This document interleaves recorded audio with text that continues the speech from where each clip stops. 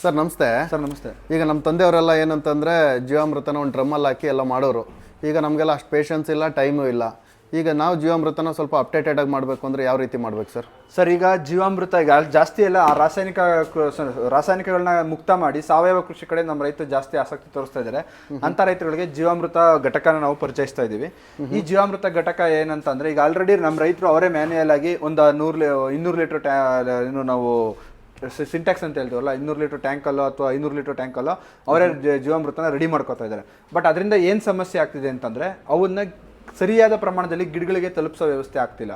ಅಂತಂದ್ರೆ ಮ್ಯಾನ್ಯಲ್ ಆಗಿ ಮಾಡಕ್ ಹೋಗ್ತೀನಿ ಅಂತ ಅಂದ್ರೆ ಒಂದು ಲೇಬರ್ ಖರ್ಚು ಬರುತ್ತೆ, ಜೊತೆಗೆ ಇನ್ನೊಂದು ಎಲ್ಲಾ ಗಿಡಗಳಿಗೂ ಸಮ ಪ್ರಮಾಣದಲ್ಲಿ ಜೀವಾಮೃತ ತಲುಪೋದಿಲ್ಲ. ಹೌದು, ಕರೆಕ್ಟ್. ಹಂಗೊಂದ್ ವೇಳೆ ನಾವೇನೋ ಡ್ರಿಪ್ ಮುಖಾಂತರ ಕೊಡ್ತೀವಿ ಅಂತಂದ್ರೆ ಈ ನಾವು ಕರೆಕ್ಟ್ ಆಗಿ ಸೋರ್ಸಲ್ದಲ್ಲೇ ಇರೋದ್ರಿಂದ ಡ್ರಿಪ್ ಪೈಪ್ ಆಗಿರ್ಬೋದು, ಲ್ಯಾಟ್ರಲ್ಗಳಾಗಿರ್ಬೋದು, ಸ್ಪ್ರಿಂಕ್ಲರ್ಗಳಾಗ್ಬೋದು ಕಟ್ಕೊಂಡು ನೀರು ಕರೆಕ್ಟಾಗಿ ಸಪ್ಲೈ ಆಗ್ತಿಲ್ಲ. ಸೊ ಅದಕ್ಕೋಸ್ಕರ ಅಂತಾನೆ ಇದೊಂದು ನಾವು ಇದರಲ್ಲಿ 4 ಸ್ಟೇಜ್ ಫಿಲ್ಟ್ರೇಷನ್ ಬರುತ್ತೆ.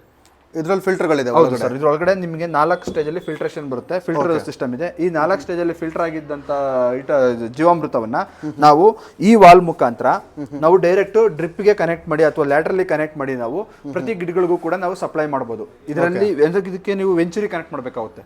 ವೆಂಚುರಿ ಮುಖಾಂತರ ನಾವು ಮೈನ್ ಲೈನ್ಗೆ ಜೀವಾಮೃತವನ್ನು ಸಪ್ಲೈ ಮಾಡಿ ಆ ಮೈನ್ ಲೈನ್ ಮುಖಾಂತರ ಪ್ರತಿ ಗಿಡಗಳಿಗೂ ಕೂಡ ನೀವೇನು ಡ್ರಿಪ್ ಹಾಕಿದಿರೋ ಅಥವಾ ಸ್ಪ್ರಿಂಕ್ಲರ್ ಹಾಕಿದಿರೋ ಅದ್ರ ಮುಖಾಂತರ ಗಿಡಗಳಿಗೆ ನಾವು ಡೈರೆಕ್ಟ್ ಆಗಿ ತಲುಪಿಸೋ ವ್ಯವಸ್ಥೆ ಮಾಡಬಹುದು.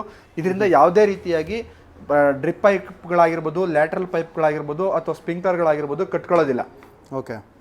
ಜೊತೆಗೆ ಇದು ಏನಂತ ಅಂತಂದ್ರೆ ಟೇರ್ ಮಾಡೋಕ್ಕೂ ಈಸಿ ಆಗುತ್ತೆ. ಹೌದು ಸರ್, ಇದು ಆಮೇಲೆ ನೀಟಾಗಿ ಒಂದ್ ಕಡೆಯಿಂದ ಇನ್ನೊಂದ್ ಕಡೆ ಬೇಕಾದ್ರೆ ನಾವು ಜರುಗಿಸಾಡ್ಬೋದು ಅಥವಾ ಟ್ರಾನ್ಸ್ಪೋರ್ಟು ಕೂಡ ಮಾಡ್ಬೋದು.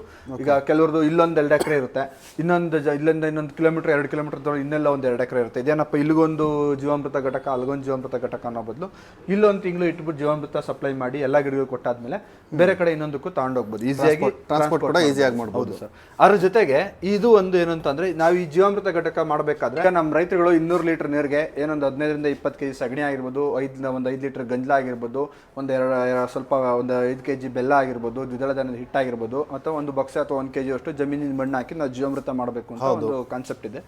ಈ ಜೀವಾಮೃತ ಘಟಕನ ಮಾಡುವಾಗ ಯಾವುದೇ ರೀತಿ ಬಿಸಿಲಲ್ಲಿ ಇಡಬೇಡಿ ನಮ್ಮ ರೈತರುಗಳು ಹೇಳೋದು. ಯಾಕೆ ಅಂತಂದ್ರೆ ನೆರಳಲ್ಲಿ ಇಡಬೇಕು. ನೆರಳಲ್ಲಿ ಇಟ್ಟರೆ ಜೀವಾಣುಗಳ ಉತ್ಪಾದನೆ ತುಂಬಾ ಚೆನ್ನಾಗುತ್ತೆ ಒಳಗಡೆ. ಅದೇ ರೀತಿಯಾಗಿ ಬೆಳಗ್ಗೆ ಮತ್ತೆ ಸಂಜೆ ಒಂದ್ಸಲಿ ಈ ನಾವೊಂದು MS ಒಂದು ಕಬ್ಬಿಣದ ಒಂದು ರಾಡ್ ಕೊಟ್ಟಿದ್ದೀವಿ. ಈ ರಾಡ್ ಮುಖಾಂತರ ಬೆಳಗ್ಗೆ ಒಂದು 5 ನಿಮಿಷ, ಸಂಜೆ ಒಂದು 5 ನಿಮಿಷ ಇದನ್ನ ತಿರುಗಿಸೋದ್ರಿಂದ ಕ್ಲಾಕ್ ವೈಸ್ ಮತ್ತೆ ಆಂಟಿ ಕ್ಲಾಕ್ ವೈಸ್ ಅಲ್ಲಿ ತಿರುಗಿಸೋದ್ರಿಂದ ನಮಗೆ ಜೀವಾಣುಗಳ ಉತ್ಪಾದನೆಗೆ ತುಂಬಾ ಸಹಕಾರಿ ಆಗುತ್ತೆ. Okay sir. ಇದೊಂದು ಜೊತೆಗೆ ಜೀವಾಣು ಉತ್ಪಾದನೆ ಆದ್ಮೇಲೆ ನೀವು ಕೇಳ್ಬೋದು ಸರ್, ಈಗ ಜೀವಾಮೃತ ಏನೋ ತೆಗೆದು ಬಿಡ್ತೀವಿ, ಇದು ಡ್ರಮ್ ಸಿಸ್ಟಮ್ ಇದೆ, ಒಳಗಡೆ ಇರತಕ್ಕಂಥ ಗಟ್ಟಿ ಪದಾರ್ಥ ಅದನ್ನ ಹೆಂಗ್ ತೆಗೆಯೋದು ಅಂತಂದ್ರೆ ಇದರಲ್ಲಿ ನಾವು 2 ಫ್ಲಶ್ ವಾಲ್ ಕೊಟ್ಟಿದ್ದೀವಿ. ಈ ಕಡೆ ಒಂದು ಫ್ಲಶ್ ವಾಲ್ ಇದೆ, ಮತ್ತೆ ನಿಮ್ಗೆ ಹಿಂಭಾಗ ಒಂದು ಫ್ಲಶ್ ವಾಲ್ ಕಾಣುತ್ತೆ. ಈ 2 ಫ್ಲಶ್ ವಾಲ್ಗಳನ್ನ ಓಪನ್ ಮಾಡ್ಬಿಟ್ಟು ನಾವು ಈ ಮೇಲ್ಗಡೆಯಿಂದ ನೀರು ಬಿಡುವಂತ ವ್ಯವಸ್ಥೆ ಮಾಡಿದಾಗ ನಿಮ್ಗೆ ಒಳಗಡೆ ಇರತಕ್ಕಂಥ ಎಲ್ಲ ಗಟ್ಟಿ ಪದಾರ್ಥನೂ ಕ್ಲಿಯರ್ ಆಗುತ್ತೆ.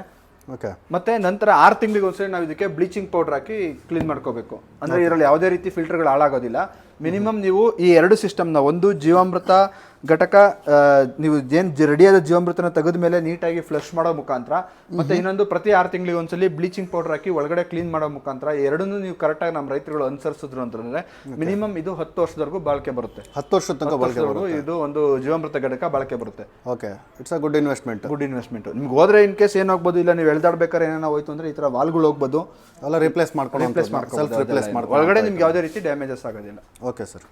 ಇದು ನಮ್ಮ ಸಾವಯವ ಕೃಷಿ ಮಾಡಬೇಕು ಅನ್ನೋ ರೈತರುಗಳಿಗೆ ಇದು ತುಂಬಾ ಅನುಕೂಲ ಆಗುತ್ತೆ. ಸರ್ ಡೆಲಿವರಿ ಹೇಗಿದೆ ಇದು? ಸರ್ ನಾವು ಇದನ್ನ ನಮ್ಮ ರೈತರು ಥ್ರೂಔಟ್ ಕರ್ನಾಟಕ ಎಲ್ಲೇ ಬುಕ್ ಮಾಡೋದು ನಾವು ಇದನ್ನ VRL ಮುಖಾಂತರ ಕಳಿಸ್ಕೊಡ್ತೀವಿ. ನಿಯರ್ ಬೈ VRL ಬ್ರಾಂಚಸ್ಗಳಿಗೆ ಇದು ಹೋಗುತ್ತೆ. ಇಲ್ಲ ಸರ್ ನಾವೇ ಬಂದು ತಗೊಂಡೋಗ್ತೀವಿ ಅಂತಂದ್ರೆ ನಮ್ಮ SR ಅಗ್ರಿಮಾಲ್ ನಾನು ಅಡ್ರೆಸ್ ಕೊಡ್ತೀನಿ, ಅಲ್ಲಿಗೆ ಬಂದು ಬೇಕಾದ್ರೆ ಚೆಕ್ ಮಾಡಿಬಿಟ್ಟು ತಗೊಂಡೋಗ್ಬೋದು. Okay sir.